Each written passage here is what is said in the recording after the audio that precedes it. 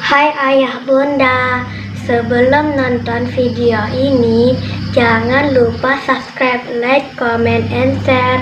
Jangan lupa tekan tombol loncengnya. Ceng ceng ceng ceng ceng. Warahmatullahi wabarakatuh.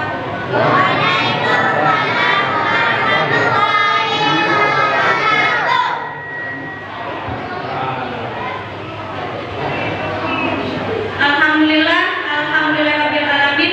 Assalatu wassalamu ala asyrofil anbiya'i wal mursalin wa ala alihi wa ashabihi wa sallallahu ajmain. Puji dan syukur atas kehadirat Allah Subhanahu wa taala yang telah memberikan rahmat serta karunia-Nya kepada kita semua sehingga pada malam hari ini kita dapat berkumpul di Masjid An-Nur Kampung Tengah dalam rangka memperingati Tahun Baru Islam 1444 Hijriah. Salawat serta salam senantiasa kita sampaikan kepada junjungan kita, yakni Nabi besar Muhammad SAW yang telah memberikan bimbingan kepada kita dari zaman jahiliyah menuju zaman yang kebenaran yang kita rasakan pada saat ini. Yang terhormat Al-Ustaz Muhammad Ridwan selaku pengisi tausiah kita pada malam hari ini. Yang terhormat Bapak Eri Eko Supriyanto SPMM selaku PD Pengurus Kampung Tengah. Yang terhormat Bapak Padrianto selaku Ketua Masjid An-Nur Kampung Tengah, serta Bapak Ibu hadirin wal hadirat yang dimuliakan oleh Allah Subhanahu wa taala. Bapak Ibu hadirin yang berbahagia, perkenankan saya membacakan susunan acara memperingati Tahun Baru Islam 1444 Hijriah pada malam hari ini. Acara yang pertama pembukaan, acara yang kedua pembacaan ayat suci Al-Quran, acara yang ketiga kata sambutan, acara yang keempat tausiah sekaligus doa, dan acara yang terakhir penutup. Melangkah ke acara yang pertama pembukaan yang sedang berlangsung. Burung kenari terbang tinggi di tengah sawah. Mari kita buka acara pada malam hari ini dengan sama-sama membaca basmalah. Bismillahirrahmanirrahim. Acara yang kedua pembacaan ayat suci Al-Quran yang akan dilantunkan oleh Qori Muhammad Budi Kusdi SH. Kepadanya dipersilakan.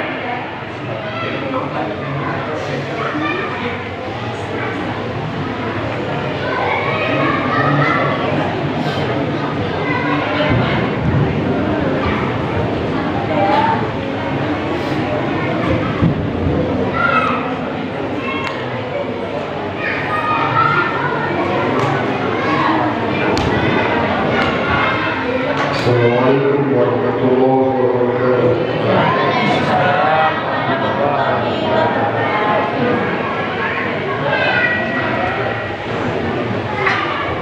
أعوذ بالله من الشيطان الرجيم.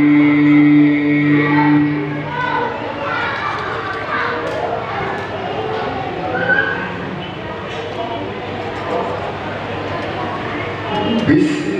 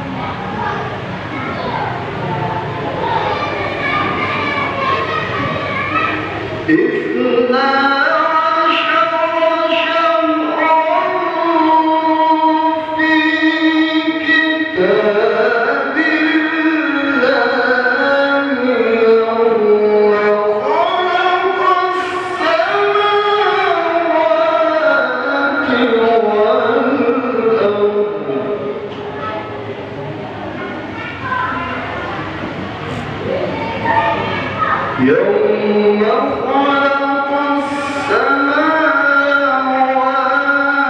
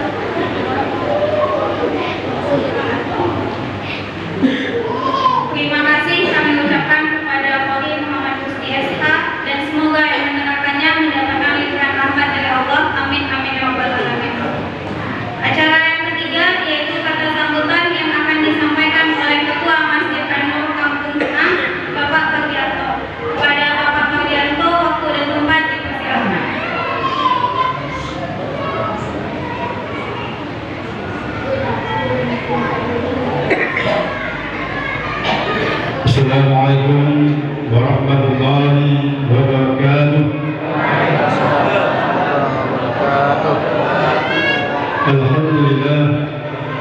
Alhamdulillah rabbil alamin. Wassalatu wassalamu ala asyrafil anbiya'i wal mursalin wa ala alihi wa sahbihi rasulillahi ajma'in. Yang terhormat Bapak Ketua Borkam, yang terhormat Bapak Imam Masjid Anur Kampung Tengah, yang terhormat Bapak Ibu perangkat Kampung Tengah, yang kami sayangi serta kami muliakan, Bapak orang tua kami, tokoh adat dan tokoh masyarakat Kampung Adat Kampung Tengah, serta Bapak tokoh ulama dan tokoh adat yang kami muliakan, serta adik-adik yang kami sayangi. Pertama-tama puji dan syukur kita panjatkan kepada Allah Subhanahu wa taala atas segala limpahan rahmat, taufik dan hidayahnya, sehingga pada malam yang berbahagia ini kita masih diberikan nikmat kesehatan sehingga kita dapat hadir bersama-sama di Masjid Anur Kampung Adat Kampung Tengah ini dalam rangka memperingati tahun baru Islam 1440 Hijriah yang dilaksanakan pada malam hari ini. Semuanya ini tidak terlepas dan nikmat dan karunia yang Allah berikan kepada kita. Untuk itu sudah sepatutnya dan sewajarnya kita senantiasa bersyukur kepada Allah Subhanahu wa taala karena kita masih diberikan nikmat kesehatan dan hidayah sehingga kita dapat hadir bersama-sama di Masjid Anur Kampung nanti. Kemudian saudara salam maka dikirimkan dari penjuru alam Nabi besar kita Muhammad sallallahu alaihi wasallam dengan mengucapkan Allahumma shalli ala sayyidina Muhammad wa ala ali sayyidina Muhammad. Mudah-mudahan dengan memperbanyak salawat kepada baginda Rasulullah sallallahu alaihi wasallam kelak kita mendapatkan syafaatnya di yaumil mahsyar nanti. Amin amin ya rabbal alamin. Bapak, Ibu, hadirin kaum muslimin dan muslimat yang dirahmati oleh Allah Subhanahu wa taala. Pertama-tama kami menyampaikan pesan dari Bapak PJ. Sebenarnya Bapak PJ ingin untuk bersama-sama pada malam ini untuk memperingati tahun baru Islam. Namun ada sesuatu hal yang tidak dapat beliau tinggalkan hingga beliau melaksanakan tugas pada malam hari. Bapak, ibu-ibu, kaum muslimin dan muslimat yang berbahagia, pertama-tama kami sebagai pengurus Masjid Darul Kamal Tengah mengucapkan ribuan terima kasih yang setinggi-tingginya kepada Bapak, ibu-ibu, serta adik sekalian yang berpartisipasi dalam melaksanakan memperingati Tahun Baru Hijriah 1444 Hijriah yang kita laksanakan pada hari ini. Tidak ada halangan semuanya kerjasama kita bersama. Selanjutnya kami mohon maaf yang sebesar-besarnya jika seandainya dalam kegiatan ini masih banyak kekurangan. Kami mohon maaf yang sebesar-besarnya karena itulah keterbatasan kami dan kemampuan kami. Mudah-mudahan apa yang terpotong-potongkan dari ayah bapak dan ibu-ibu luarkan pada malam hari ini senantiasa dijabah dan dicatat oleh Allah Subhanahu wa Ta'ala sebagai amal ibadah kita bersama pada malam ini. Selanjutnya kami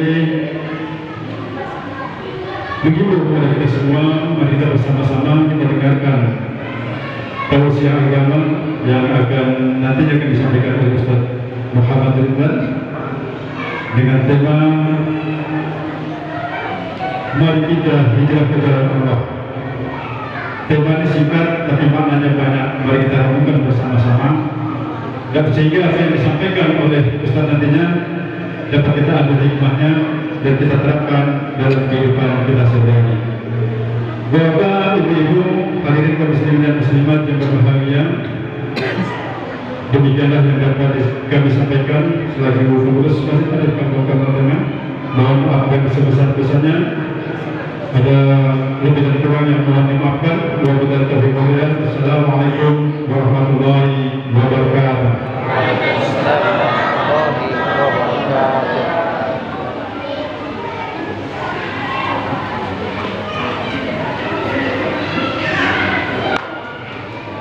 Terima kasih kami ucapkan kepada Ketua Masjid Darul Kamal Tengah atas kata sambutannya. Bapak Ibu, hadirin wal hadirat yang dimuliakan oleh Allah Subhanahu wa Ta'ala, sampailah kita kepada acara inti yakni tausiah agama sekaligus doa yang disampaikan oleh Al-Ustaz Muhammad Ridwan kepada Al-Ustaz. Waktu dan tempat dipersilakan.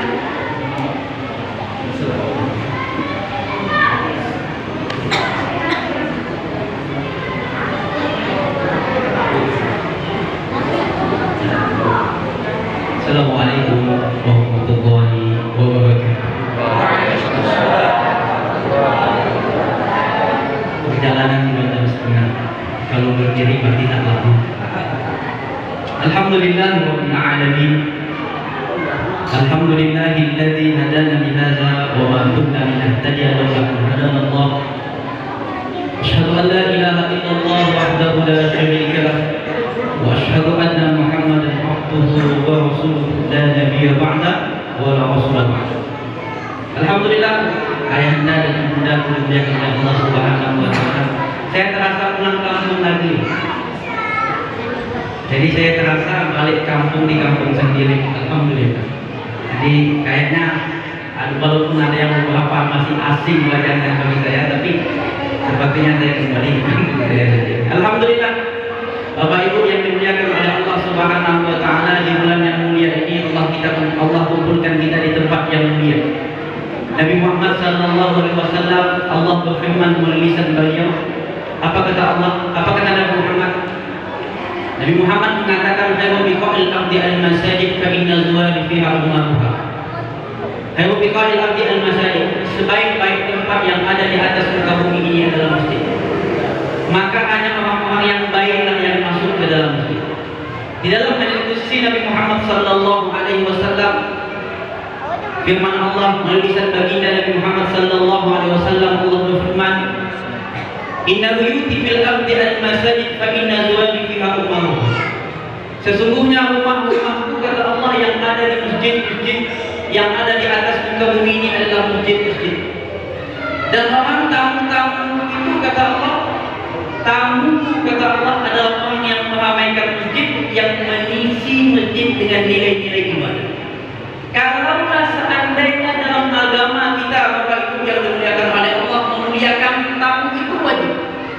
Kalau tamu datang kita wajib memuliakan, dan tamu tidak boleh ditanya apa tujuannya selama 3 hari. Itu adab dalam menyambut tamu. Datang tamu bertamu sama rumah kita, 3 hari tidak boleh tanya, Bapak ngapain datang? Tidak boleh. Adabnya sudah 3 hari baru boleh ditanya. Diberikan tempat yang melek jauh-jauh dari Pekanbaru kasih kursi Pak. Itu contoh. Maka memuliakan tamu hukumnya wajib, dan Allah mewajibkan semua orang yang beriman kepada Allah untuk memuliakan tamu. Apa kata Allah? Apa kata Nabi Muhammad? Maka yu'minu billahi wal yawmil akhir falyukrim dhaifahu. Barang siapa yang beriman dengan Allah, beriman kepada Allah, beriman kepada hari akhir, maka wajib baginya memuliakan tamunya. Kalaulah seandainya Allah telah mewajibkan umat yang beriman memuliakan tamu, maka Allah lebih tahu bagaimana Allah memuliakan tamu. Kita ini tamu Allah, yang masuk ke dalam masjid adalah tamu Allah, yang mengisi masjid dengan nilai-nilai ibadah adalah tamu Allah. Semoga kita semuanya mendapatkan kemuliaan daripada Allah. Amin. Amin ya rabbal alamin. Memang masjid ini Pak, kata Nabi Muhammad, idza dakhaltumul masjid, kalau kalian masuk masjid, fakun awwalu man dakhala, maka jadilah kalian orang yang pertama kali masuk masjid. Kalau kalian masuk masjid, maka jadilah orang yang pertama kali masuk masjid, dan apabila kalian keluar masjid, maka jadilah orang yang terakhir kali keluar daripada masjid. Kemudian kata Nabi Muhammad, idza dakhaltumul aswaq, kalau kalian masuk ke dalam pasar-pasar, maka jadilah orang yang terakhir kali masuk masjid, dan yang pertama kali yang terakhir kali masuk pasar, dan yang pertama kali keluar dari pasar. Jangan dibalik tuh. Kita kan masuk pasar duluan, keluar paling akhir. Seharusnya dibalik, masuk masjid paling awal, keluarnya paling akhir. Insya Allah kita duduk sama-sama. Duduknya di sini sebentar, insya Allah tak lama. Mudah-mudahan duduknya kita di sini sebagai terhitung ibadah di sisi Allah Subhanahu wa Ta'ala. Amin amin ya rabbal alamin. Bapak Ibu yang dimuliakan oleh Allah Subhanahu wa Ta'ala, nikmat Allah dalam kehidupan manusia tidak lepas. Sekuat apapun seorang manusia pasti berhajat kepada Allah. Sehebat apapun seorang manusia pasti berhajat kepada Allah. Akan tetapi Bapak Ibu yang dimuliakan oleh Allah, dari sekian banyak manusia yang pandai cari nikmat, dari sekian banyak manusia yang pandai mencari rezeki, hanya sedikit manusia yang pandai bersyukur dengan nikmat. Karena dia lupa kalau Allah yang kasih nikmat, lupa kalau Allah yang kasih kesehatan, lupa kalau Allah yang kasih segala-galanya dalam hidup ini. Apa kata Allah? Wa ma bikum min ni'matin fa minallah. Tidak satu pun nikmat yang ada di dalam hidup kalian kecuali nikmat itu berasal daripada Allah Subhanahu wa Ta'ala. Kita ini Pak Ibu yang dimuliakan oleh Allah Subhanahu wa Ta'ala, kalau soal agama ini kadang kita lengah. Allah memanggil hayya 'alas shalah, panggilan masjid kita pengajian, panggilan itu ketua masjid Bapak Ibu yang dimuliakan oleh Allah, malam ini kita pengajian, undangannya jam 8, datangnya jam 8.30. Iya kan? Tapi kalau pembagian daging kurban Pak lain, itu di Pekanbaru. Di sini tak tahu saya. Kata panitia kurban, kupon kurban silakan dikumpulkan jam 3, datangnya jam 2 Pak. Pengambilan daging kurban itu jam 1:30, datangnya jam 1. Itu di Pekanbaru Pak. Di Kampung Tengah tak beda. Maka Bapak Ibu yang dimuliakan oleh Allah, alhamdulillah Allah kumpulkan kita di tempat yang mulia ini. Semoga dengan tempat yang mulia, di bulan yang mulia ini, kita menjadi manusia-manusia mulia. Amin amin ya rabbal alamin. Bapak Ibu yang dimuliakan oleh Allah Subhanahu wa Ta'ala, malam ini kita malam ke-8 Muharram kalau tidak salah. Iya. Hitungan pemerintah 8. Berarti besok 9. Ahad ke 9. Ahad 9. Kemudian nanti Seninnya 10. Alhamdulillah Bapak Ibu yang dimuliakan oleh Allah. Tadi kau membacakan sesungguhnya di bulan-bulan di dalam bulan-bulan Allah itu ada 12. Dari 12 bulan itu ada 4 bulan yang mulia. Kata ulama 4 bulan yang mulia salasun mutalawiyan. 2 bulan 3 bulan berturut-turut, Zulqa'dah, Zulhijjah, sama Muharram. Dan satu bulan yang menyendiri yaitu bulan Rajab. Kemudian di bulan-bulan yang mulia itu ada yang disebut dengan Syahrullah, yaitu bulannya Allah yang disebut dengan bulan Muharram. Bulan Muharram ini disebut oleh para ulama adalah bulannya Allah. Kenapa demikian kata ulama? Karena di bulan ini disitulah banyak pertolongan Allah turun kepada manusia yang beriman. Nabi Ayub sembuh daripada penyakit kulit di bulan Muharram. Berhentinya surutnya air dan berlabuhnya kapal Nabi Nuh alaihissalam juga di bulan Muharram. Kemudian dilahirkan mulai mengandungnya Siti Fatimah Nabi Muhammad sallallahu alaihi wasallam juga di bulan Muharram. Selamatnya Nabi Musa alaihissalam, tenggelamnya Firaun di Laut Merah juga di bulan Muharram. Maka Bapak Ibu yang dimuliakan oleh Allah Subhanahu wa taala, maka apa kata ulama? Bulan ini adalah bulannya Allah. Kenapa demikian? Karena banyak pertolongan Allah yang ada di dalamnya. Maka Bapak Ibu yang dimuliakan oleh Allah, kita ini dalam hidup selalu mau menang, Pak. Jangankan kalah, seri pun kita tak mau. Kalau kita main tenis meja, Pak, ataupun main bulu tangkis, jangankan kalah, seri pun kita tak mau. Bagaimana hidup ini harus menang, menjadi yang terbaik. Kemudian kalau kita berdagang, kita mau untung. Jangankan rugi, balik modal kita tak mau, Pak. Balik modal tak mau. Bapak jualan berapa modal 1 juta? Berapa dapat 1 juta? Mau? Tak mau. Karena ketika kita berdagang, ketika kita berlomba, maka kita harus menjadi pemenang dan mendapatkan untung. Kata Al-Quran, "Falyatanaffasil mutanafisun." Kehidupan adalah sebuah perlombaan. Kita ini Pak sedang berjalan dari garis start sampai ke garis finish. Kalau sudah sampai ke garis finish, selesai perkara, mati. Startnya apa? Lahir, start perjalanan hidup. Lahir dari orang sama ibu sudah dimulai kehidupan perjalanan. Lomba sudah mulai, perlombaan sudah dimulai. Nanti pasti setiap orang akan sampai ke garis finish, tapi masalahnya menang atau kalah. Untuk apa sampai ke garis finish tapi kalah? Lomba larinya sampai ke garis finish tapi kalah. Maka kalau dalam perlombaan lari itu Bapak Ibu yang dimuliakan Allah, kalau orang lari, walaupun nafas tinggal sedikit, tenaga sudah mau habis, tapi garis finish sudah dekat, dia akan pacu tenaganya dengan sekuat-kuatnya. Kenapa? Untuk mendapatkan sebuah kemenangan. Apapun akan dia lakukan, nafas sudah support, nafas sudah tak kuat, tenaga sudah habis, basah sudah dengan keringat, tapi garis finish sudah kelihatan, pasti akan dia pacu dengan sekuat-kuatnya. Maka Bapak Ibu yang dimuliakan oleh Allah, kita berada di bulan Muharram berganti tahun, artinya umur semakin tua. Apa kata ulama? Maka yaumu mithlu al-sin fahuwa khasir. Barang siapa yang hari ini sama dengan hari kemarin, Pak. Kemarin ibadahnya begitu juga, hari ini begitu juga. Kemarin tahajudnya 2 rakaat, hari ini juga 2 rakaat. Kemarin hafalan Al-Qur'annya 1 juz, tahun ini juga 1 juz. Tahun kemarin sholatnya seperti ini, tahun ini juga seperti itu. Apa kata ulama? Fahuwa khasir. Itulah manusia yang merugi. Karena kenapa? Balik modal, Pak. Tidak ada perubahan. Orang yang baik itu seperti apa? Kata ulama, orang yang baik, mangkana yaumu khairun min amsi fahuwa rabi. Barang siapa yang hari ini jauh lebih baik daripada hari kemarin, maka itulah manusia yang beruntung.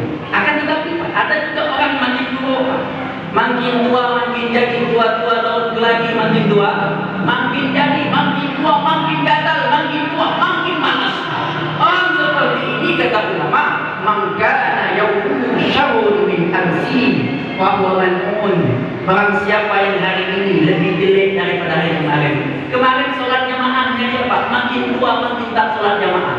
Kemarin baca Al-Qurannya dia Pak, semakin tua membaca Al-Quran. Apa kata ulama? Fahuwa majnun.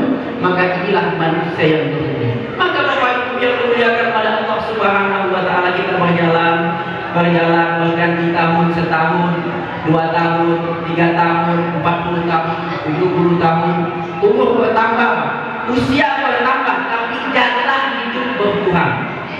Setiap bertambah 1 hari berarti usia kita berkurang 1 hari. Jatah hidup berkurang 1 hari. Bertambah 1 minggu, jatah hidup berkurang 1 minggu. Bertambah 1 tahun, berarti jatah hidup berkurang 1 tahun. Maka Bapak Ibu yang dimuliakan oleh Allah, dari sekian banyak manusia yang berpikir bagaimana hidup yang baik, tapi dia lupa bagaimana cara mati yang baik. Kita kan kadang-kadang begini, Mas. Keluar pagi, balik petang. Kadang-kadang dia pergi, anaknya masih tidur. Dia pulang, anaknya sudah tidur. Bayangkan, pergi anaknya tidur, pulang anaknya sudah tidur. Pergi pagi, pulang sore, pas teringat banting tulang yang ada di otaknya ialah bagaimana hidup anakku baik, bagaimana istriku hidupnya baik, bagaimana keluargaku hidupnya baik. Tapi dia lupa bagaimana anakku matinya baik, bagaimana keluargaku matinya baik, bagaimana aku matinya baik. Kita lupa, yang ini berganti tahun, diganti tahun Hijriah dan berganti tahun-tahun berganti, akhirnya kematian semakin dekat. Artinya apa, Bapak Ibu yang dimuliakan oleh Allah Subhanahu wa Ta'ala? Semakin tua kita harus semakin sadar kematian malaikat maut semakin dekat. Harus bersiap, Pak. Nabi Muhammad sallallahu alaihi wasallam bersabda, "Man kana fi dunya hammahu." Barang siapa yang tujuan hidupnya adalah dunia. Kadang-kadang kan kita dunia saja, Pak. Maka bagaimana kuat kerja? Keluar pagi bagaimana memikirkan dunia. Kemudian pas keringat banting tulang bagaimana memikirkan dunia. Sekolahkan anak bagaimana hidup dunia anaknya baik. Kemudian mendidik anak, apa yang dipikirkan? Nah, kau sekolah baik-baik supaya hidupmu bagus. Nah, kau sekolah belajar, kau nak baik-baik, kuliah kau baik-baik, nah supaya gampang kau nanti hidup. Tapi dia lupa bagaimana mendidik anak dengan pendidikan agama agar gampang dia mati menghadap Allah dalam keadaan husnul khotimah. Maka hijrah itu seperti itu, Pak. Hijrah itu bukan hanya sekedar pindah. Nabi Muhammad sallallahu alaihi wasallam mengatakan, "Al-muhajiru man hajara ma mana Allahu anhu." Orang berhijrah yang sebenarnya ialah man hajara ma naha anhu, yang meninggalkan segala sesuatu yang Allah larang dalam kehidupannya. Maka berhijrah Pak kita. Semakin tua kita harus menilik lembar-lembar kehidupan yang telah lalu. Apa yang sudah kita lakukan untuk kehidupan setelah kematian? Kita kadang-kadang, Pak, kalau kita mau beralih, orang bilang beralih, tulisnya apa? Kenduri. Kalau kita mau pesta anak kita mau pesta, mau nikahan, persiapannya berapa lama? Seminggu? Seminggu, 2 minggu, sebulan, 2 bulan, Pak. Persiapannya 2 bulan dah betul kening bapaknya. Apa nanti buat? Siapa nanti undang? Apa yang mau disembelih? Apa yang mau dimasak? Siapa yang mau masak? Untuk waktu 1 hari dihabiskan tak habis. Apa yang didapatkan? Tepuk tangan dari para undangan. Mantap pesta bapak tua. Rancak, bagus, masakannya mantap, penyanyinya bagus. Hanya itu yang dia dapatkan. Persiapannya lebih lama daripada untuk waktu yang sebentar. Berapa lama dihabiskan? Dihabiskan hanya masa dalam 1 hari. Persiapannya habis-habisan, Pak. Kebun dijual, tidur tak nyenyak, semuanya dibuat, makan dihemat, dapur dipotong. Jatah dapur dipotong, Pak. Bagaimana pestanya bagus untuk masa 1 hari saja. Tapi Bapak Ibu yang dimuliakan oleh Allah, pernahkah kita berpikir dalam hidup ini? Persiapannya 60 tahun, 70 tahun saja. Nabi Muhammad mengatakan umur ummati baina 60 wa 70. umur umatku itu tak lebih daripada 60 tahun, 70 tahun. Sedikit yang lebih daripada itu. Artinya yang sudah 50 tahun masih jatah 10 tahun. Saya sekarang 30 tahun. Berarti sisa tahun umur saya kalau tak sampai 30 tahun. Dan kata Nabi Muhammad, sedikit umatku yang lebih daripada itu. Persiapannya tak lama untuk masa yang lebih lama. Beda dengan balik cepat. Persiapannya sebulan untuk masa 1 hari dihabiskan. Sekarang kita berbuat satu pekerjaan yang dikerjakan hanya 60 tahun, 70 tahun lebih pendek untuk masa khalidina fiha abada, kekal abadi selama-lamanya. Tak lama Pak. Jangan bilang kamu masih muda Pak Ustaz, tak usahlah sembahyang mungkin bayi aja bisa mati, jangan kau. Kita kan kadang begitu Pak. Kenapa tak sholat jamaah? Masih muda. Tunggulah sakit. Baru ngomong besok mati Pak. Tak ada jaminan karena mati tak harus sakit. Banyak orang sehat mati. Mati tak harus tua karena banyak orang yang lebih muda belum punya umur lagi sudah mati. Maka peringatan hijrah ini Bapak Ibu yang dimuliakan oleh Allah Subhanahu wa taala, kita harus berpindah dari keadaan yang tak baik menjadi keadaan yang jauh lebih baik. Maka peringatan ini dibuat untuk itu Pak. Harus ada perubahan. Orang kalau belajar masak, Pak, belajar masak sebulan, maka habis belajar masak dia harus bisa masak. Harus ada perubahan rasa dalam dia masak. Habis belajar masak sebulan balik ke rumah masak kebanyakan garam, tak bisa membedakan lengkuas sama jahe. Apa kata lagi nak? Apa tujuan? Tak guna, tak manfaat. Karena kenapa? Tak ada hasil. Dan peringatan seperti ini Bapak Ibu yang dimuliakan oleh Allah, harus ada perubahan. Kalau seandainya dengan peringatan ini tak ada perubahan, maka perlu peringatan ini dibuat setiap malam Pak, harus supaya ada perubahan. Maka Bapak Ibu yang dimuliakan oleh Allah Subhanahu wa taala, kadang-kadang kita ngomong saya masih muda. Tunggulah saya tua sedikit. Kenapa tak pakai jilbab nak? Saya masih muda Pak Ustaz. Tunggulah saya tua sedikit. Kalau sudah tua tak perlu pakai jilbab, tak ada yang mau nengok. Karena kata ulama yang lebih wajib pakai jilbab adalah orang yang masih enak ditengok. Kenapa pakai jilbab? Masih enak. Maka kalau mau pakai baju seksi-seksi, tanya suaminya, abang, adik masih enak nanti tengok. Kalau abangnya masih bilang enak deh, pasti masih wajib pakai jilbab. Kalau suaminya bilang tak enak lagi, hati-hati, jangan-jangan ada orang ketiga. Maka Bapak Ibu yang dimuliakan oleh Allah Subhanahu wa taala, maka jangan bilang nantilah aku mau beramal. Tak ada kata nanti, jangan tunda amalan sampai besok. Karena kita tak tahu Pak. Fala tadri nafsun bi ayyi ardin tamut. Tidak satu pun manusia kapan dia bakal mati. Kata Imam Syafi'i di dalam syairnya Pak. Kam min arusin qad zayyanuha lailatal badri faqad qubidat arwahul lailatal badri. Berapa banyak kamar pengantin sudah dihias, ternyata dia mati di malam pengantin itu. Wala tu'ah amalaka minal ghadi fa innaka la tadri mata tadlu asy-syamsa ghadan fa anta hayyun. Jangan kau tunggu amalanmu, nantilah aku beramal, nanti aku sembahyang, nantilah aku ke masjid, nantilah aku baca Al-Quran, karena kau tak tahu kau bisa nengok besok matahari dalam keadaan hidup atau tidak, kau tak tahu. Jangankan gitu Pak. Saya mau tanya nih, yang masih jamin Ustaz saya 100% masih hidup setelah keluar dari masjid, angkat tangan. Angkat tangan. 100% Ustaz saya jamin keluar dari sini hidup, angkat tangan. Yang abang-abang, yang masih muda, tak ada. Kalaulah seandainya kita mati kemarin tak sholat, seandainya kita mati kemarin tak sholat subuh, apa nasib kita Pak? Apa kata Nabi Muhammad? 1 kali meninggalkan sholat, 1 rukuk di dalam neraka. 1 rukuk di dalam neraka sama dengan 80 tahun Pak, hitungan akhirat. 1 kali meninggalkan sholat, 1 rukuk di neraka. 1 rukuk di neraka sama dengan 80 tahun hitungan akhirat. 1 hari di akhirat sama dengan 80 dan sama dengan 1000 tahun. Berapa tuh?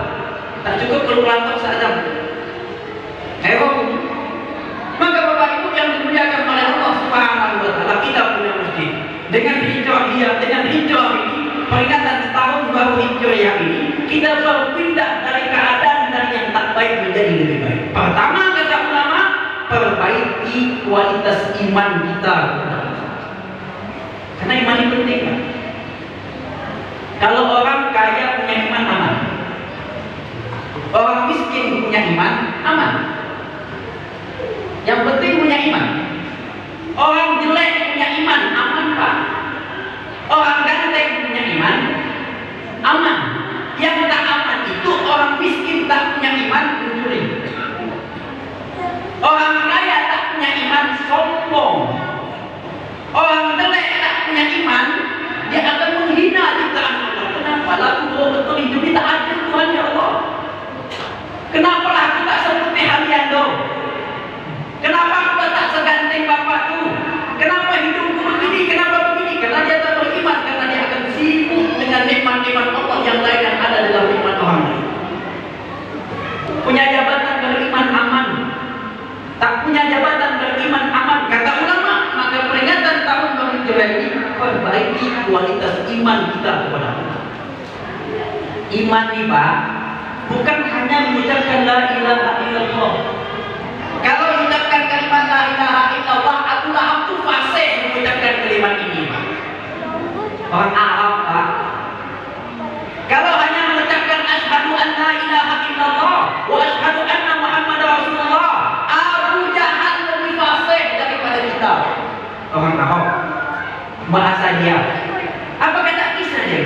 Isa yang mengucapkan Pak, tapi dia tahu konsekuensi mengucapkan kalimat la ilaha illallah. Bukan hanya sekedar ucapan, bukan cuma ngomong la ilaha illallah, la ilaha illallah, ini baru lafaz iman, belum iman di sana kata Allah. Maka kata ulama, ketika kita belajar iman Bapak Ibu yang dimuliakan oleh Allah, pertama apa yang kita pelajari lafaz iman dulu. Mama, apa makna la ilaha illallah? Apa maksud la ilaha illallah? Tidak ada yang memberikan hajat dan tidak ada yang memberikan manfaat dan mudarat kecuali Allah Subhanahu wa Ta'ala. Itu yang diperbaiki, Pak. Kadang-kadang kan kita ngomong, Ustaz, yang kasih kaya itu Allah, tapi kalau tak kerja, ini ada tapi ini tak boleh, Pak. Tak boleh kata tapi dalam iman, tidak ada kata tapi dalam iman. Betul Ustaz, yang menyembuhkan Allah, tapi kalau tak berobat tak sembuh. Kan banyak ngomong begitu. Dan dalam iman Bapak Ibu yang dimuliakan oleh Allah, tak ada kata tapi. Aku beriman kepada Allah. Siapa yang menyembuhkan? Allah. Kadang-kadang kita ngomong, Pak, banyak kerja, Ustaz, banyak meeting. Tidak ada karajo, tidak ada meeting. Seketek karajo, seketek no meetingnya. Kan begitu. Sedikit kerja, sedikit duitnya. Banyak kerja, banyak duitnya. Tak ada kerja, tak ada duit. Saya tanya nih sama bapak-bapak, ada mandor tukang angkat sawit, satu mandor tukang angkat sawit, satu tukang angkat sawit. Mana banyak kerjanya? Mana banyak kerjanya? Tukang angkat sawit atau mandornya? Tukang angkat sawit atau mandornya, Pak? Tukang angkat sawit banyak kerjanya, banyak duitnya, Pak. Mandornya. Dan ini kalimat ini harus kita imani, Pak. La ilaha illallah. Tiada berhak diibadahi kecuali Allah. Tidak ada yang mendatangkan manfaat kecuali Allah. Nah ini, Pak, peringatan inilah yang peringatan hijrah ini harus kita pelajari, Pak. Apa yang Nabi Muhammad inginkan dengan pindahnya Nabi Muhammad dari kota Mekah ke kota Madinah itu apa? Untuk mempertahankan iman para sahabat yang sudah ada. Dan pindahnya Nabi Muhammad itu bukan karena takut, Pak.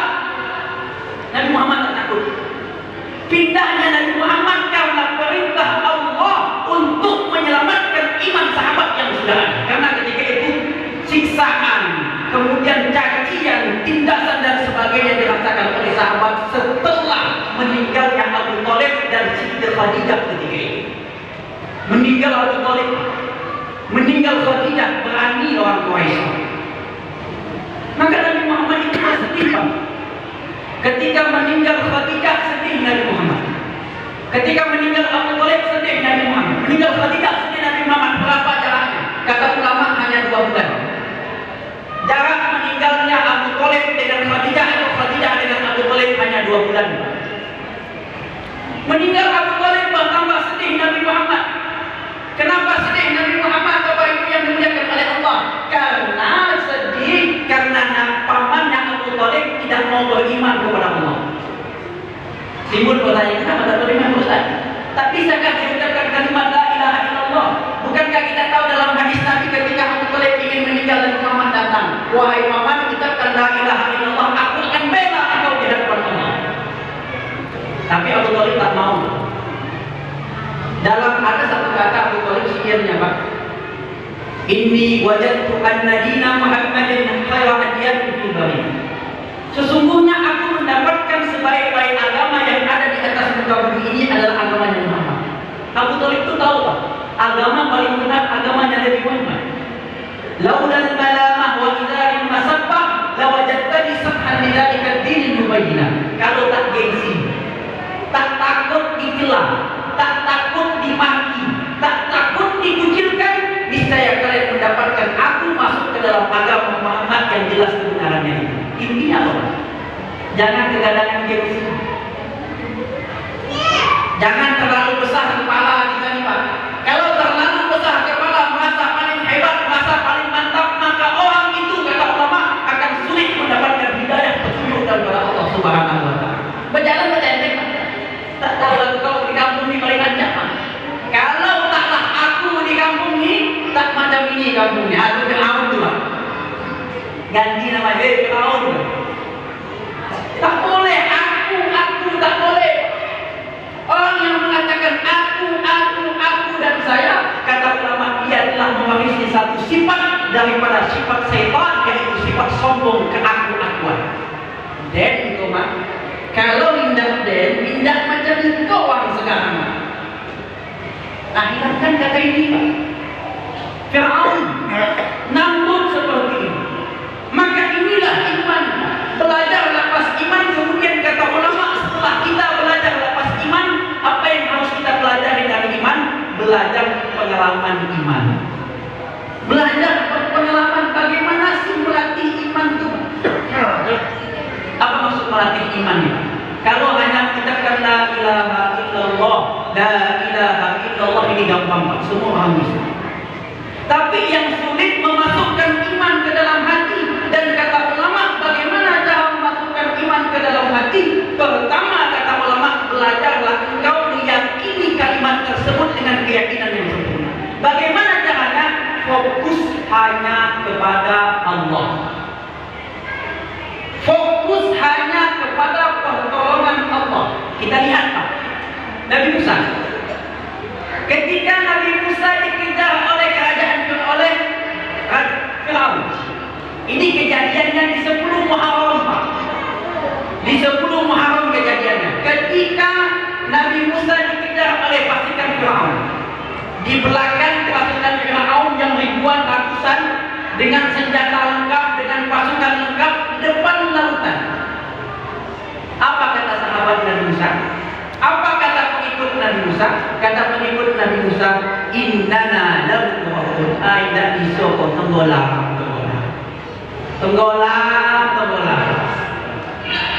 Mundur mati, Pak. Maju tenggelam. Mundur di pasukan Firaun yang sangat kuat. Kalau maju ke depan akan tenggelam, di depan ada lautan. Ketika itu Nabi Musa hanya fokus kepada pertolongan Allah. Keadaan, teman, situasi dan kondisi mengajak fokus kepada makhluk. Mengajak tawajuh kepada makhluk. Mengajak ini loh. Belakang ini musuh nih. Depan lautan. Kalau kau maju kau akan mati. Kalau kau mundur kau akan mati. Kalau kau maju kau tenggelam. Kalau kau mundur kau akan dibunuh oleh pasukan Firaun. Apa kata Nabi Musa? Kalla inna ma'iya rabbi sayahdin. Oh enggak. Tenanglah. Jangan kau berkecek itu. Jangan kau ngomong macam itu. Sesungguhnya bersamaku adalah Tuhan. Dia hanya fokus kepada Allah, Pak. Begini cara melatih iman, Pak. Ketika sakit kita bukan ingat kepada obat, tapi ingat Pertanyaannya, pernah nggak kita ketika sakit sholat 2 rakaat, ya Allah sembuhkan saya? Ketika kita susah dalam keuangan, pernahkah kita sholat 2 rakaat, ya Allah bantu saya ya? Al-Quran bilang apa? Wasta'inu bis-sabri was-shalah. Mintalah kalian pertolongan kepada Allah dengan sabar dan salat. Ketika kita terbentur dalam satu masalah, sholat 2 rakaat minta sama Allah. Kita kan dapat. Kalau duit tak ada, kan sama tokeh, Pak. Iya kan? Kepala sakit, ingat sama oskadon kita, Pak. Oskadon, Paramek, Paracetamol. Sakit gigi kita ingat sama obat konstan. Lapar kita ingat dengan lauk. Haus kita ingat dengan minuman. Kita tidak pernah ingat kepada Allah yang memberikan haus dan memberikan makan. Dan Nabi Musa itu, Pak, hanya ingat kepada benda. Tenang, Allah bersama saya dan Allah akan kasih petunjuk sama saya. Datang petunjuk Allah. Apa kata Allah? Pukul itu lautan. Sahabat bingung, Pak. Sahabat Nabi Musa bingung lah. Kenapa lautan yang dipukul? Kenapa tak kepala Fir'aun yang dipukul? Kalau kepala Fir'aun dipukul kan selesai, Pak. Pecah kepala udah lain. Datang perintah Allah, pukul lautan. Tak masuk akal. Kenapa lautan dipukul? Bukan kepala Fir'aun itu yang dipukul kan selesai, Pak. Seandainya perintah Allah, wahai Musa, ambil tongkatmu, pukul kepala Fir'aun. Selesai, Pak. Fir'aun mati. Tapi kata Allah, ambil tongkatmu, pukul lautan. Nabi Musa tak tanya. Nabi Musa tak tanya, kenapa harus lautan, Allah? Kenapa tak kepala Fir'aun itu dipukul? Apa pelajarannya? Ketika ada satu perintah Allah tak masuk di akal, jangan tanya. Kenapa harus sholat jamaah? Jangan tanya, Pak. Kenapa harus sholat? Kenapa harus zakat? Kenapa harus kurban? Jangan tanya, ini perintah Allah. Maka ketika Nabi Musa tawadhu hanya perintah Allah, Nabi Musa pukul itu lautan, terbelah lautan, Pak. Langsung kering itu jalanan. Jalan raya, pandai betul ikan tuh minggir. Tidak ada ikan gelepar-gelepar di jalan, tidak ada. Minggir ikan tuh, kering lautan berjalan. Nabi Musa kiri kanan, ada lautan di tengahnya jalan besar. Artinya apa? Ketika kita hanya fokus kepada perintah Allah, maka di sana akan turun bantuan-bantuan Allah Subhanahu wa Ta'ala. Ini Pak yang pertama. Pelajari iman, nafas iman, kemudian belajar pengalaman tentang iman. Kemudian Bapak Ibu yang dimuliakan oleh Allah, setelah iman kita kuat, apa yang harus kita lakukan ketika hijrah pergantian tahun ini, Pak? Apa yang penting kita lakukan? Kata ulama, yang penting kita lakukan yang kedua, tajdidut taubah, memperbarui taubat. Tak ada orang tak punya dosa, Pak. Tak ada orang tak punya salah. Jangankan kita, Pak, Nabi Adam punya salah. Jangankan kita, Pak, Nabi Muhammad pernah salah. Hanya saja Nabi Muhammad maksum, dijaga oleh Allah. Dan Nabi Muhammad dijaga dari perbuatan dosa, diampuni dosanya oleh Allah Subhanahu wa Ta'ala. Nabi Muhammad saja, Pak, diampuni dosanya oleh Allah, dijaga dari perbuatan dosa. Setiap Nabi Muhammad khilaf datang ke Tuhan. Dalam surat Abasa wa Tawalla, Anja al-Aqma, ketika Nabi Muhammad memalingkan muka, ada wanita buta datang, ada orang buta datang minta ajar kepada Nabi, Nabi Muhammad palingkan mukanya. Maka datang ke Tuhan Allah, Abasa wa Tawalla, Anja al-Aqma. Maka Nabi Muhammad begitu, Pak. Ketika Nabi Muhammad khilaf, kata Nabi Muhammad tidak khilaf, Nabi Muhammad begitu, Pak, kecil. Langsung ditegur oleh Allah, diampuni dosanya. Nabi Muhammad mengatakan apa, Pak? Sesungguhnya aku meminta ampun kepada Allah 100 kali. Nabi Muhammad yang tak punya dosa minta ampun kepada Allah 100 kali. Kita berapa kali? Kita berapa kali, Bu? Nabi Muhammad yang tak punya dosa 100 kali minta maaf. Kita yang banyak dosa lupa minta maaf, Pak. Macam tak berdosa. Ada dalam sujud Nabi Muhammad. Nabi Muhammad itu kalau sujud, dia membaca doa, Allahumma firli dzambi kullah. Ya Allah, ampunilah semua dosa. Yang mana dosa Nabi Muhammad? Nabi Muhammad katakan, ya Allah, ampunilah semua dosaku. Ditohu wajillahu.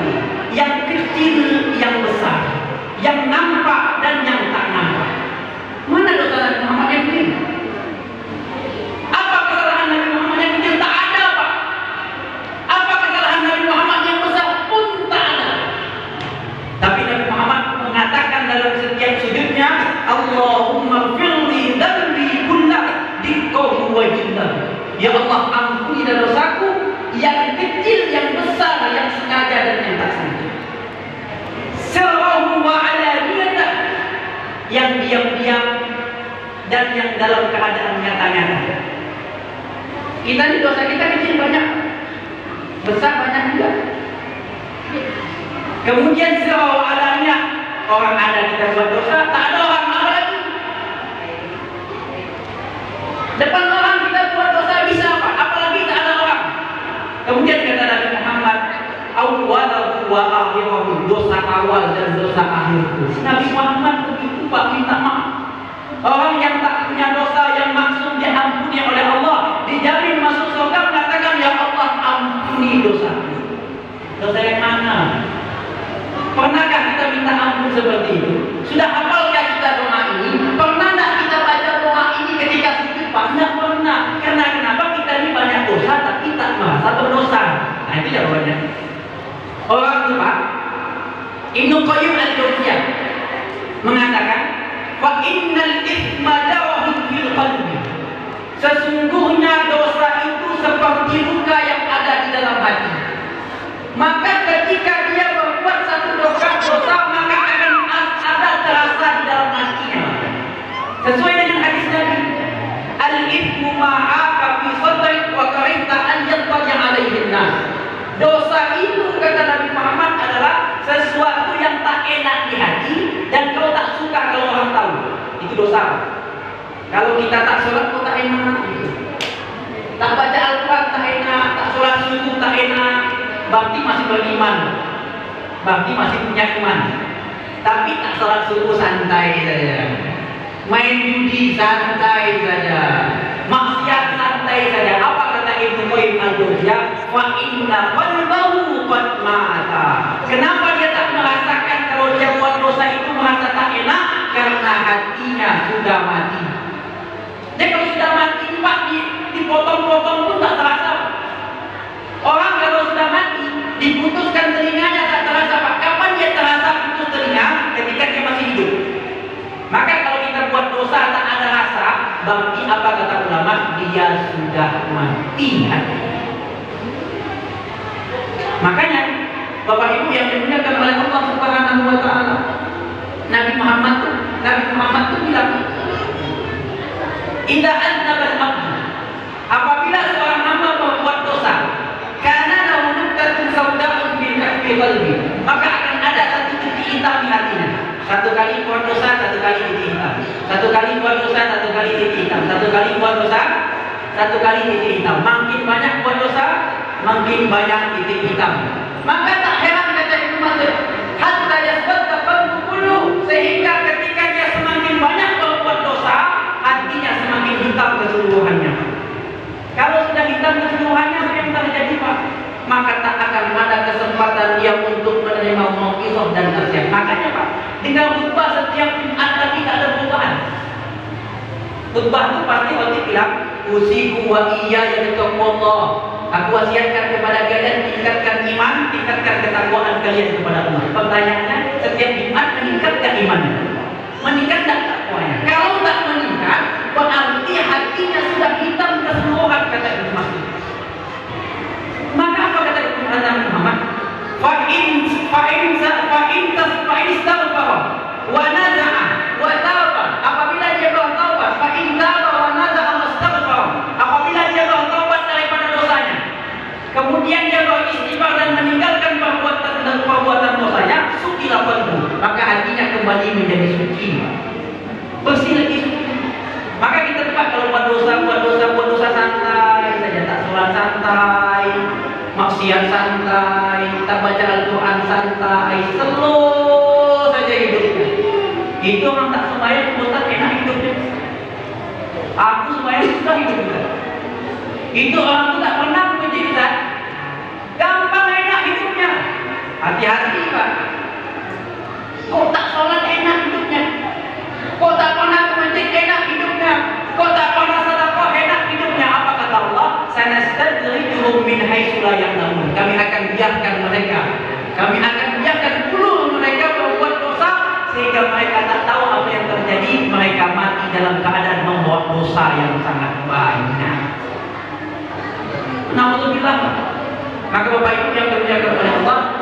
melalui taubat kita kepada Allah. Masuk tahun baru, banyak-banyak beristighfar kepada Allah.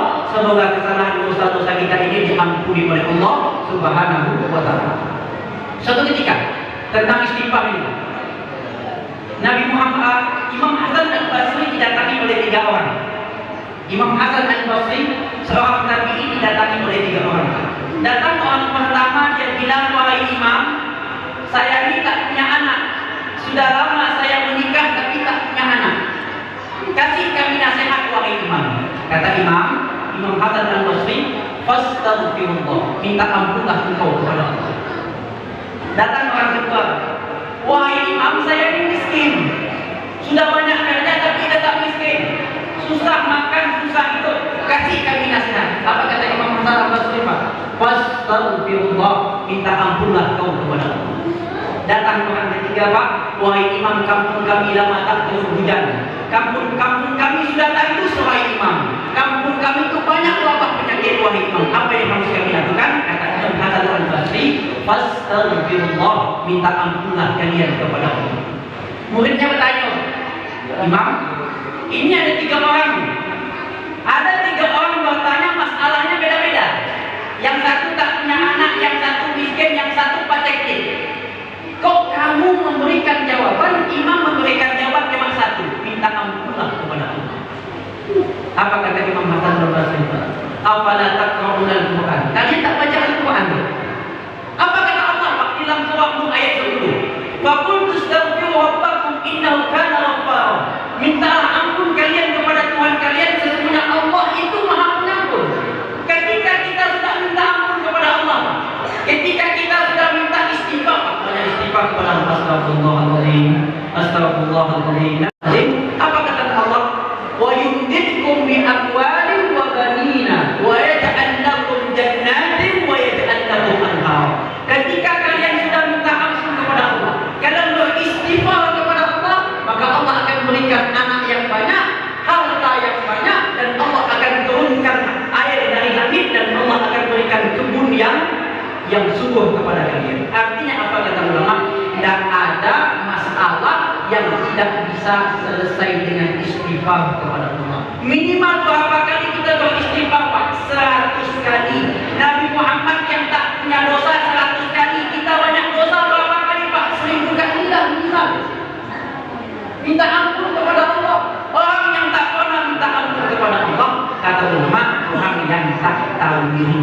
Karena kenapa? Dosanya banyak, tapi tak pernah minta maaf kepada Allah. Kita ini, Pak, kalau kita buat salah sama atasan, tak enak hati kita. Buat salah sama ini tak enak hati, Pak. Maka kalau ada suami balik rumah dulu aja, hati-hati, punya salah. Ataupun punya anak buat salah sama kita, dulu aja. Kucing, Pak, kita punya kucing. Kalau kucing curi ikan, dia lari, Pak, takut dia dengan tuannya. Kucing itu, Pak, curi ikan, lari, takut, tahu dia buat salah. Kita ini, Pak, buat salah sama Allah, yang kasih makan tak tahu salah. Apa tak lebih parah daripada kucing itu? Kucing kalau maling ikan lari, takut dia, Pak. Kita buat salah, tak pernah ingat kepada Allah, dan tak merasa takut kepada Allah Subhanahu wa Ta'ala. Maka yang kedua kata ulama, tajdid taubat, kembali taubat kepada Allah. Yang ketiga yang perlu kita perbaiki, Bapak Ibu yang dimuliakan oleh Allah, hubungan kita sesama manusia. Karena kenapa? Nanti, Pak, di akhirat itu kita akhir kita baca ini. Tidak akhir jam 9:30. Kata Nabi Muhammad, kata ulama, nanti di akhirat itu ada orang amalannya diterima, ibadahnya diterima. Kita tahu, Pak, syarat diterimanya ibadah ada 2. Pertama, ikhlas, semata-mata karena Allah. Sebanyak apapun ibadah, kalau tak ikhlas Allah terima. Sehebat apapun dia baca Al-Quran, kalau tak ikhlas tak diterima. Sehebat apapun dia tahajud, kalau tak ikhlas tak diterima. Ini syarat pertama. Syarat yang kedua kata ulama, al-muwafaqah bima ja'a bihi Rasulullah. Sesuai dengan tuntunan Nabi, ada tuntunannya. Sesuai dengan tuntunan, sesuai dengan ilmu. Salat tak boleh sembarang salat, Pak, harus sesuai dengan ilmu. Kadang-kadang ada Nabi Muhammad bilang, sallallahu alaihi wasallam sittina sanatan falam tuqbal minhu salatan. Telah salat 60 60 tahun. 60 tahun Pak sholat, tak diterima satu sholatnya. Kenapa tak diterima satu sholat? Yutimmu ruku'ahu wa la yutimmu sujudahu. Sempurna rukuknya, tak sempurna sujudnya. Sholat tak pakai ilmu asal sholat. Ibadah tak pakai ilmu asal ibadah, tak diterima oleh Allah, Pak. Kadang-kadang dia sempurna rukuknya, sempurna sujudnya, tutup auratnya tak sempurna. Apalagi ibu-ibu kadang-kadang dia pakai mukena begini ya, di bawah dagu. Kalau di bawah dagu artinya auratnya nampak. Karena yang aurat itu Bapak Ibu yang dimuliakan oleh Allah. Maka pakai mukena itu harus melewati batas sisi dagu. Terbuka sisi dagu, batal sholat, tidak diterima oleh Allah Subhanahu wa taala. Kalau di mukena begini tidak diterima. Karena kenapa? Syarat sah sholat, syarat diterimanya sholat harus menutup aurat secara sempurna, baik laki-laki ataupun perempuan.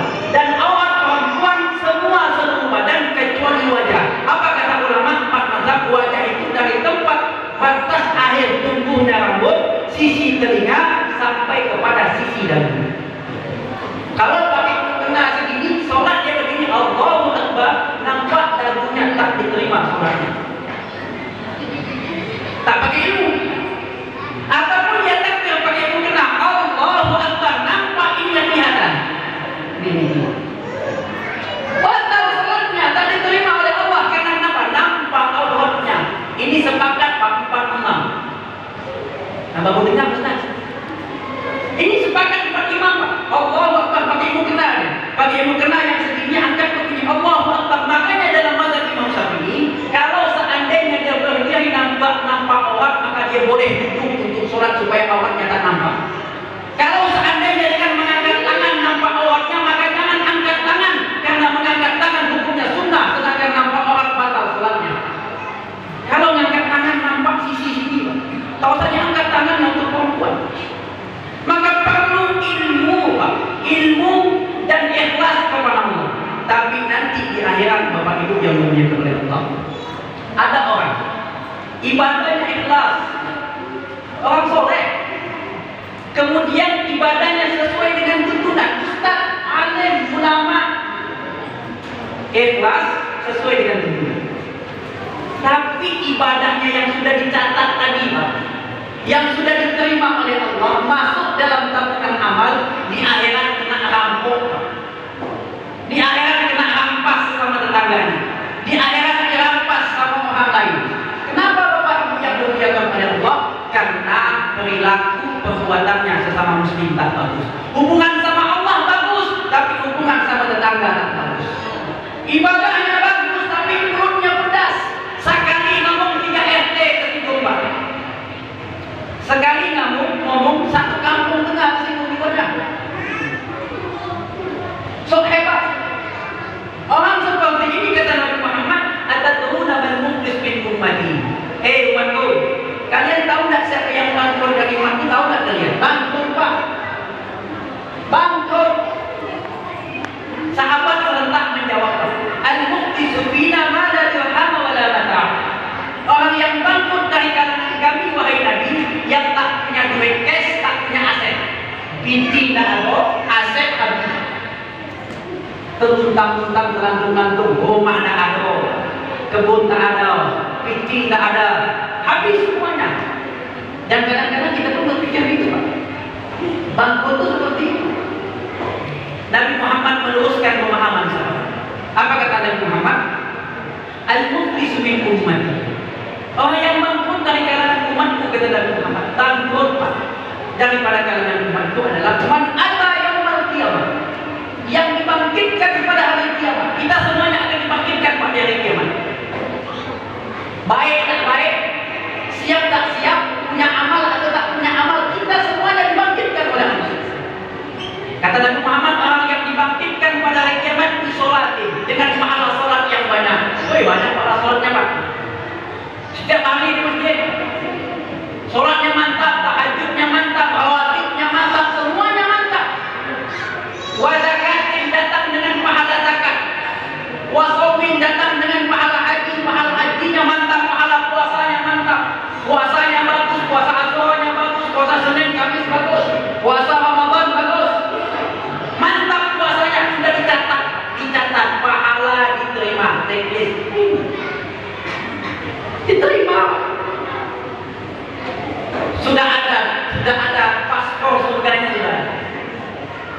Walakin kata Nabi Muhammad akan tetapi qad kadzaba hadza wa syatama hadza wa aqata mala hadza wa daraba hadza wa qatala hadza. Akan tetapi dengan pahala yang banyak dia datang dengan kesalahan sesama manusia. Dia telah fitnah, dia telah menuduh orang, dia telah riba, dia telah berbuat dosa sesama manusia. Dan dosa ini Pak, hakul adami. Dosa itu ada dua Pak. Dosa itu ada dua. Pertama dosa hakullah yang berkaitan dengan Allah. Yang kedua hakul adami, dosa yang berkaitan sesama manusia. Kalau dosa berkaitan dengan manusia, kita tinggal angkat tangan minta ampun kepada Allah. Allah Maha Pengampun, insya Allah Allah ampuni. Apa kata Allah? Tubu taubatan nasuha, bertobatlah kau maka aku akan terima taubat. Apa kata Allah dalam hadis ini? Kata Allah dalam hadis ini, ya ibadi wahai hamba-hambaku, innakum tukhti'una bil-laili wan-nahar. Wahai hamba-hambaku, kalian berbuat dosa malam dan siang. Fa ana aghfiru dzunuba jami'an, dan aku akan mengampuni semua dosa. Fastaghfiruni aghfir lakum, maka minta ampunlah kepadaku, pasti akan aku ampuni kata Allah. Dan itu dosa kalau berkaitan dengan Allah Pak. Tapi kalau berkaitan dengan manusia tak bisa, kita tinggal minta maaf, minta ampun, tak bisa sama Allah. Seperti orang ini Pak, pahala banyak, sholat diterima, puasa diterima, tapi dia zalim, ada hutang. Kezaliman adalah hutang Pak. Ataupun dia punya hutang sama orang, ketika menghutang itu orang tuh, ketika jatuh tempo bayar hutang, lupa dia Pak. Ketika mau hutang manis muka kan, ketika ditagih hutang kayak ayam geram, kayak harimau kayak. Ketika hutang kayak kucing mukanya Pak, manis kayak kucing yang buang. Ketika ditagih kayak harimau ya. Dan orang yang seperti ini kalau dia tak bayar dunia, bayarnya akhirat Pak. Apa kata Nabi Muhammad selanjutnya? Dia banyak pahalanya, tapi dosa sesama manusia juga banyak dia lakukan. Apa kata Allah? Fa yu'ta hadza min hasanatihi wa hadza min hasanatihi. Maka kebaikan-kebaikan pahalanya, pahala salatnya dibagikan sama orang yang pernah dia zalimi. Kebaikan salatnya dibagikan kepada orang yang pernah dia riba. Kebaikan salatnya, pahala-pahala yang pernah dia lakukan akan diberikan sama orang yang pernah dia zalimi. Dulu pernah ketemu orang pakai panggilan sayang. Nah, halo sayang, sudah tidur. Ini orang Pak zalim, nanti di akhirat akan diambil kebaikannya. Maka minta maaf Pak.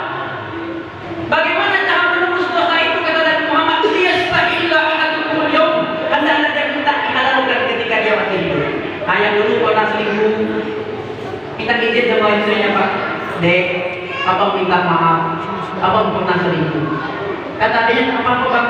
Adik maafkan, adik pun pernah juga selingkuh. Sama-sama selingkuh pokoknya. Maka Bapak Ibu yang dimuliakan oleh Allah, wa in faqat hasanatuhu, kalau seandainya kebaikannya habis, pahalanya habis Pak. Pahala sholat dah habis, pahala puasa dah habis, pahala haji dah habis, pahala zakat dah habis, mana tempatnya lagi Pak?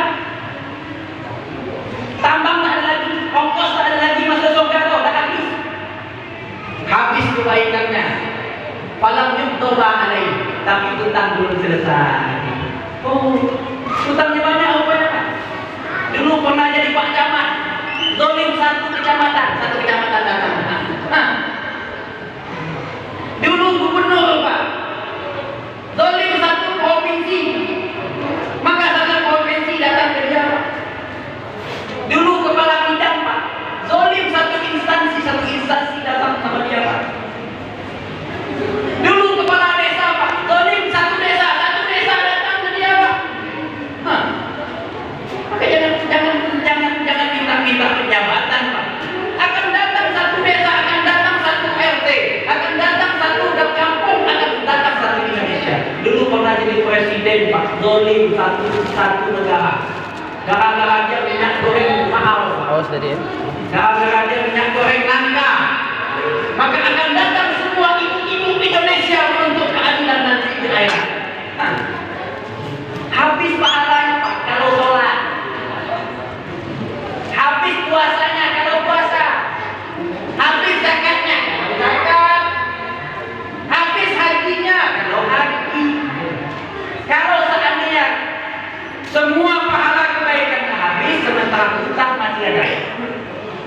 Nabi Muhammad, "Ukhidhat min khatayahum summa tu'ilai." Akan diambil dosa orang yang pernah dia zalimi, akan diambil dosa orang yang pernah dia sakiti, akan diberikan kepadanya. Dia tak pernah mencuri, Pak. Tapi dosa mencuri dapat. Karena mungkin dia pernah zalim dengan si pencuri.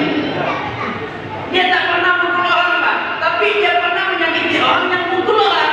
Maka dosa itu akan diberikan kepadanya. Karena kenapa? Ongkos dia tak ada lagi untuk dia. Maka dosa yang diambil. Apa kata Allah? Wa nad'ul mawazin al-qisṭa yaumil qiyamah wa la tuzlamu nafsun syai'an. Kami akan letakkan timbangan pada hari kiamat dengan timbangan seadil-adilnya. Dan satu manusia pun tak akan pernah dizalimi. Sekecil apapun itu kezaliman, walaupun cuma pakai sandal pergi wudhu tak pakai izin sama pemiliknya. Kadang-kadang kan kita gampang tidak. Pergi sudut pakai sandal kan bagus nih. Sandal kulit tak boleh basah. Kalau basah rusak. Nengok sandal jepit, tak pakai sandal jepit pergi untuk wudhu. Itu zalim, Pak. Gosok. Dituntutkan tak jangan coba dituntut. Jangan bilang tidak, Pak. Ketika itu orang butuh dengan pahala. Kita ni kalau butuh duit, Pak, serupiah pun diput. Kita ni, Pak, kalau butuh minum setetes pun ditampung. Dan ketika itu di akhirat orang butuh dengan pahala. Sekecil apapun kezaliman, sekecil apapun hutang pasti akan dia tutup. Dulu cuma pernah pakai sandal sebelah. Sebelah punya bapak ini, sebelah punya bapak ini. Dua-duanya datang. Nah, kalau dulu pakai sandal aku. Nah, bayar dulu. Bayar. Jangan bilang tidak, Pak. Sekecil apapun kata Allah, pasti Allah akan tuntut. Dan peringatan hijrah ini, Pak, perbaiki hubungan kita kepada sesama manusia. Karena kenapa? Sia-sia kita beramal, Pak. Banyak ibadah, banyak pahala, tapi banyak pula dosa kita sesama manusia. Minta ampun kita, Pak. Kata Nabi Muhammad, "Yasta'idza ahadukum al-yawm." Hendaklah dia minta dihalalkan ketika dia masih hidup. Yang dulu punya hutang, Pak, bayar hutang. Ustaz, saya ini punya hutang, Ustaz. Tapi orang sudah mati. Orang itu tak tahu lagi dah dari mana. Iya kan, karena kita punya hutang dulu SMP, SMA dulu, kuliah dulu punya hutang, dan orang itu tak tahu kita ke mana. Mana bayar kita? Ulama kasih solusi. Solusi pertama kata ulama, cari ahli warisnya. Siapa ahli warisnya? Kalau tak ketemu ahli warisnya, berinfaklah dengan sehutang kita berhutang kepadanya. Senilai, Pak. Berinfaklah senilai dengan nilai yang kita pernah hutang dengannya. Dulu 10 tahun yang lalu kita hutang sama dia 1 juta. 10 tahun yang lalu dapat 1 juta, dapat apa, Pak? 10 tahun yang lalu dapat apa? 10 juta. Sekarang 10 juta dapat apa, Pak? Tak senilai. Yang diinginkan kata ulama yang senilai dengan itu. Karena yang dibayar itu nilai. Datang dicari kata ulama, tunasi hutangmu ketika engkau masih hidup. Tak bisa sekedar minta maaf sama Allah, tak bisa, Pak. Allah tak akan ampuni sebelum kita datang minta ampun kepada yang bersangkutan. Datang dia minta ampun. Tapi kata ulama, kalau seandainya dengan kita terus terang membahayakan hubungan, mendatangkan mudarat. Dulu pernah buat salah kita bersama dia. Dulu pernah kita fitnah dia. Kita datang, "Pak, dulu saya pernah Pak." Ada tanya, "Apa fitnah apa?" Nah, sini kau ada begitu, Pak. Maka kata ulama, ketika dengan datangnya kita mendatangkan mudarat yang lebih besar, maka datangnya dia bilang, "Saya minta maaf," kemudian mintakan ampunan itu. Tapi ini hanya pendapat ulama. Tapi pendapat ulama yang lebih kuat ialah datangi dia, sebut kesalahan dan minta ampunan daripadanya. Kalau dia minta kisos, dikisos. Apa kisos? Al-ainu bil ain, mata dengan mata. Dulu pernah nempeleng. Bagaimana penebusan dosanya? Kalau dia ikhlas selesai, kalau tak ikhlas tempeleng balik. Gitu. Ini Islam mengajarkan. Maka Bapak Ibu yang dimuliakan oleh Allah, hijriah ini mengajarkan kepada kita setelah balik sini, Pak, perbaiki hubungan kita sama manusia. Yang masih punya hutang adami, baik hutang duit, hutang dosa, datang kepada dia minta maaf dia kita kepada manusia. Bapak Ibu yang dimuliakan oleh Allah Subhanahu wa taala, sebagai penutup, Senin, Sabtu, Senin kita masuk insyaallah Ahad Senin kita masuk 9-10. Nabi Muhammad sallallahu alaihi wasallam mengatakan afdal siyam waktu Ramadan syahrul Muharram.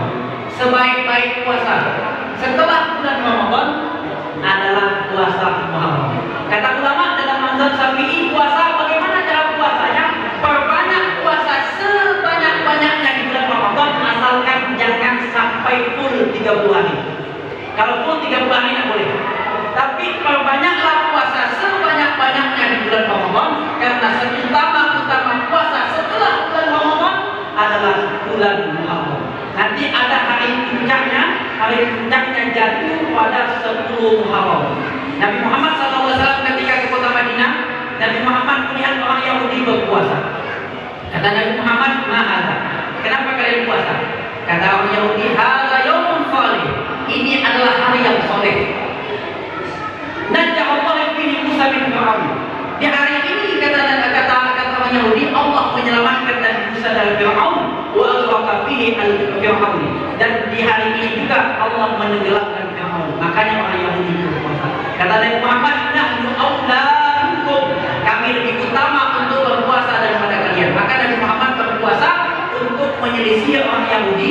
Nabi Muhammad berpuasa 9-10 atau 10-11 supaya tidak sama dengan orang Yahudi. Berpuasa Muharram nanti mengampuni dosa-dosa yang telah kita lakukan.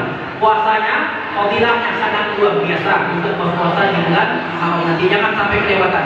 Dan ibu-ibu yang masih suci datang, saya niat puasa, tanamkan niat saat ini. Kata Nabi Muhammad, "Tidak tahaddatsa abdi bi ayyamin hasanatan walau hasanah." Apabila hamba sudah berniat dengan kuat, bertekad mengamalkan satu amalan, maka Allah sudah catat satu pahala untuknya dengan pahala sempurna. Kita niat, Pak, saya mau niat puasa 9-10. Ternyata 8 Muharram kita mati, tercatat dia sudah puasa 9-10. Ibu-ibu yang masih suci, dia niat saya niat puasa 9-10. Ternyata 9-10 dia halangan, maka sudah mendapatkan pahala puasa 9-10. Maka penting Pak pasang niat di awal. Karena kenapa? Kata Nabi Muhammad, "Idza tahaddatsa abdi bi ayyamin hasanatan." Kalau hamba berniat melakukan satu kebaikan, maka dia mendapatkan satu kebaikan. Kalau dia amalkan, Allah lipat gandakan menjadi 10 kebaikan. Maka mantap Pak, pasang amal di awal itu lebih bagus daripada tidak pasang amal, tidak pasang niat di awal. Beda dengan nazar. Nazar dengan niat beda Pak. Kalau niat itu pasti terjadi. Tapi kalau nazar, dia buat beli sama Allah. Kalau suamiku sehat, aku mau puasa. Kalau anakku lulus jadi polisi, aku mau sedekah. Kalau anakku diterima jadi PNS, aku mau infak ke masjid anu. Seolah-olah kata ulama yang mengatakan, "Ya Allah, luluskan dulu anakku PNS, baru aku mau sedekah." Makanya Nabi Muhammad mau bilang, "Fa inna masturatun nazar bil bakhil." Sesungguhnya nazar itu dikeluarkan oleh Allah, disyariatkan dalam agama untuk orang yang pelit beramal. Walaupun dia berinfak 100 onta berwarna merah. Jadi kalau anak lulus PNS, aku infak 100 sapi, masih pelit. Karena dia bilang sama Allah, "Ya Allah, luluskan dulu anakku PNS, baru aku mau infak. Ya Allah, sembuhkan dulu suamiku ini, baru mau aku puasa." Yang betul itu kata ulama, bertawassul dengan amal. Puasa dulu kita, baru bilang, "Ya Allah, dengan puasa ini ya Allah, jika seandainya Engkau terima ya Allah, sembuhkan istri suamiku dengan fadilah puasa ini."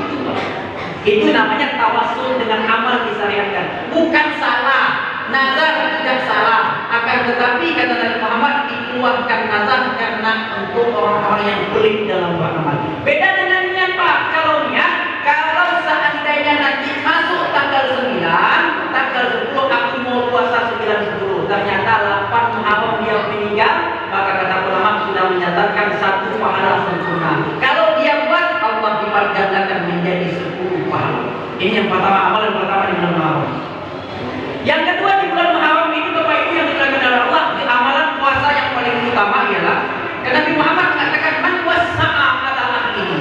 Barang siapa yang meluaskan rezeki saudaranya, buat makanan enak, dibelikan istrinya pakaian baru, buat masakan yang enak-enak di sebelum Muharram nanti, di bulan Muharram nanti, wasaqallahu lahu rizqahu kulla sanatin sa'irah. Maka Allah akan luaskan rezekinya sepanjang tahun. Tapi satu ulama mendhaifkan hadis ini. Salah satunya yang mendhaifkan Ibnu Qayyim al-Jauziyah. Akan tetapi Bapak Ibu yang dimuliakan oleh Allah, di dalam kitab Faidul Qadir dikatakan, Jabir bin Abdullah mengatakan, "Jarabnaha fawajadnaha shalihan." Kami mencoba amalan ini. Kami luaskan rezeki keluarga kami. Di bulan Muharram itu dia beli ini. Dia meluaskan rezeki. Biasanya kasih anak uang 10.000, karena sebelum Muharram dia kasih 50.000. Apa kata Jabir bin Abdullah? Fawajadnahu shalihan, dan kami mendapatkan hadis itu sahih. Pertanyaannya, mana lebih kuat, Jabir bin Abdullah atau Ibnu Qayyim al-Jauziyah? Jelas lebih kuat Jabir bin Abdullah. Sahabat Nabi mengatakan hadis itu sahih. Siapa yang meluaskan rezekinya di 10 Ashura, maka Allah akan luaskan rezekinya sepanjang tahun. Sufyan Uyainah, Ibnu Uyainah mengatakan, "Jarabnahu sittina sanatan fawajadnahu sahihan." Kami telah berbuat itu selama 60 tahun dan kami mendapatkan ternyata hadisnya sahih dan ternyata efeknya benar. Maka di bulan 10 Muharram nanti Pak, lapangkan rezeki keluarga kita, belikan pakaian untuk anak, kasih hadiah untuk anak-anak. Maka Nabi Muhammad mengatakan Allah akan luaskan rezekinya. Maka buat makanan yang lebih enak di hari-hari yang lain. Ini hadis ini disahihkan oleh sekelompok banyak para ulama. Maka perlu Pak, nanti semua buat acara undang makan orang, undang berikan makan, ada ajak anak jalan-jalan, berikan istri pakaian, berikan anak pakaian, ajak anak berikan anak harta yang lebih banyak daripada hari-hari yang lain. Maka Allah akan meluaskan rezekinya jauh lebih banyak daripada tahun-tahun yang lain, insya Allah. Yang ketiga, amalan yang ketiga yang penting dilakukan ialah mengusap kepala anak yatim. Maksud mengusap bukan sekedar mengusap, Pak. Maksudnya menyandung ini diusap, Masya Allah. Tapi tadi kasih duit, sama aja, Pak. Diusap kasih duit, usap kasih duit, usap kasih permen, usap kasih makanan, usap ajak makan. Ini kaitan diusap-usap. Tapi kulitnya Masya Allah. Enggak, maksud mengusap itu menyantuni anak yatim. Maka banyak amalan-amalan puasa, kemudian meluaskan rezeki, kemudian memperbaiki taubat dan sebagainya. Dan juga yang paling penting Bapak Ibu yang dimuliakan oleh Allah Subhanahu wa taala, kita harus memperbaiki amalan jauh lebih baik daripada bulan-bulan yang lainnya, apalagi ini bulan Haram yang Allah melipat gandakan pahala, dan begitu juga Allah melipat gandakan dosa. Nah, kalaulah seandainya pahala dilipat gandakan, maka dosa juga dilipat gandakan, bukan pahala. Demikian Bapak Ibu yang dimuliakan oleh Allah, ini kalau sudah ngomong lipat di awal saja terasa. Kalau sudah lama terasa tadi saya sudah bulan. Untuk tak pakai kursi, kalau pakai kursi jam 11 selesai itu.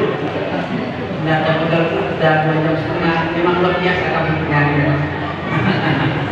Demikian yang dapat saya sampaikan Bapak Ibu yang dimuliakan oleh Allah Subhanahu wa taala. Semoga majelis kita ini menjadi majelis yang diampuni dan dibanggakan oleh Allah Subhanahu wa taala. Karena kenapa? Duduk di majelis ilmu ini Pak, ini majelis ilmu. Duduk di majelis ilmu ini belum dapat ilmu sudah dapat pahala. Nah, itu kayaknya Allah. Baru duduk sudah dapat pahala. Dengarkan bertambah pahala. Setiap majelis seperti ini Allah mengutus satu malaikat, dan malaikat itu akan berdoa sepanjang majelis. Apa kata malaikat? Allahumma firlahu wa tub alaihi. Ya Allah, ampunilah dosanya, terimalah taubatnya. Maka yang banyak dosa sering-sering duduk di majelis seperti ini Pak, akan diampuni dosanya. Malaikat berdoa, ya Allah ampuni dosanya, terima taubatnya. Ketika selesai majelis ditutup dengan kafaratul majlis, kemudian dia berdiri, apa kata malaikat?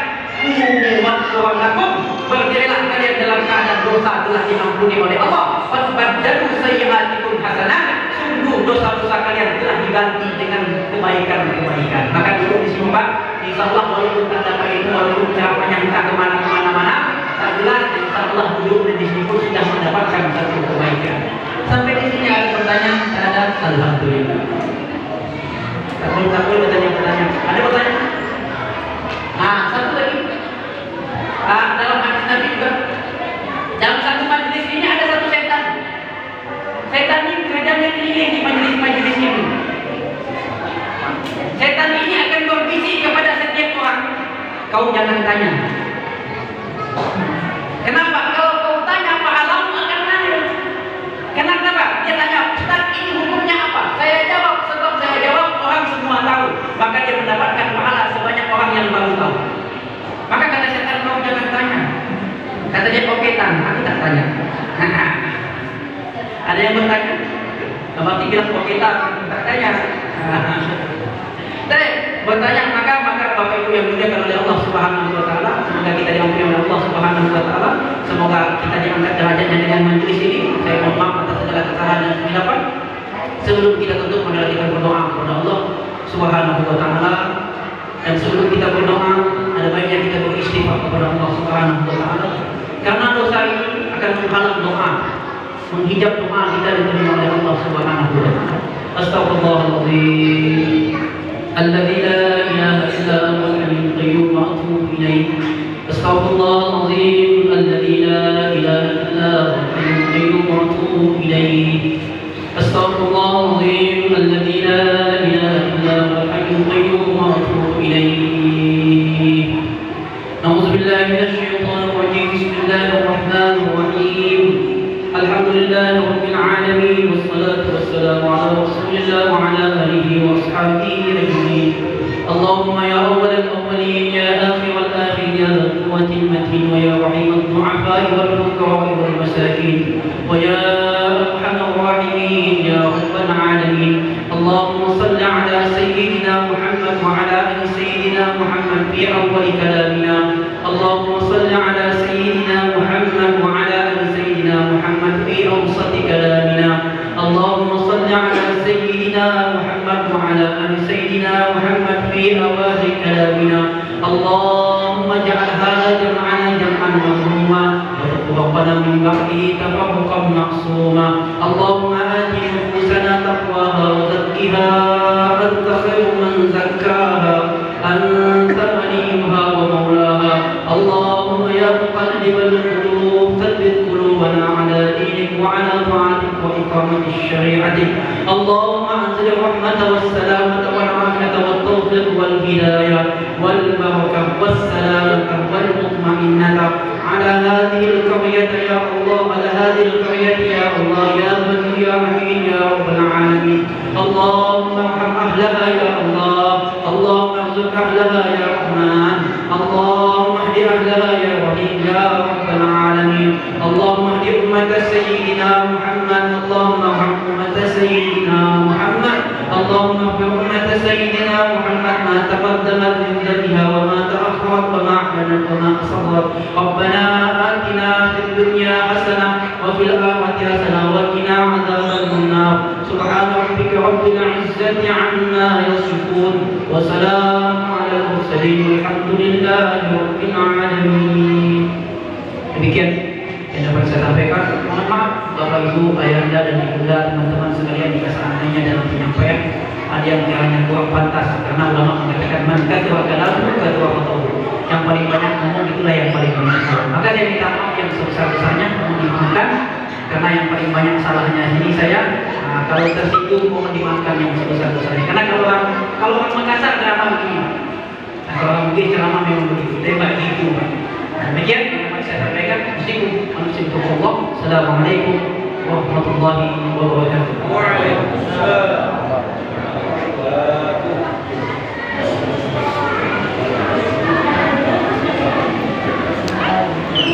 Terima kasih kepada Ustaz yang telah memberikan tausiah agama pada malam hari ini. Semoga kita dapat memperoleh hikmah dan mengamalkan apa yang sudah disampaikan. Bapak Ibu hadirin yang berbahagia, maka telah selesai acara demi acara yang kita adakan pada malam hari ini. Saya selaku pembawa acara mengucapkan terima kasih atas perhatian dan waktu yang telah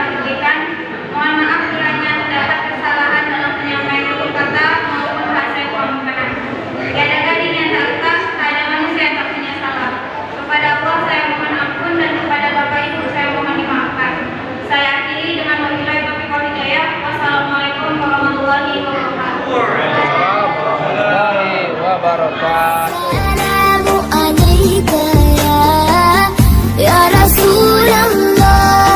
Assalamu alayka ya Rasulullah. Terima kasih telah menonton dan mendengarkan perkataan yang baik. Sesungguhnya pendengaran, penglihatan, dan hati akan ditanya oleh Allah Subhanahu wa Ta'ala.